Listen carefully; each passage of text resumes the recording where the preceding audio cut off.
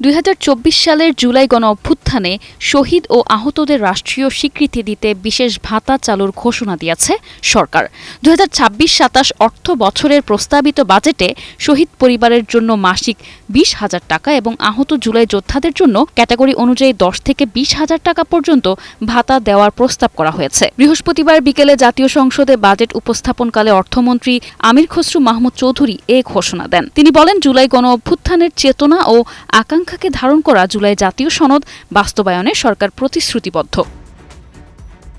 জুলাই গণঅভ্যুত্থানে শহীদ হওয়া প্রত্যেকের পরিবারকে মাসিক 20,000 টাকা সম্মানী ভাতা দেয়া হবে। একই হারে ভাতা পাবেন গুরুতর আহত এ ক্যাটাগরির জুলাই যোদ্ধারা। বি ক্যাটাগরির আহতদের জন্য মাসিক 15,000 টাকা এবং সি ক্যাটাগরির আহতদের জন্য মাসিক 10,000 টাকা ভাতার প্রস্তাব করা হয়েছে।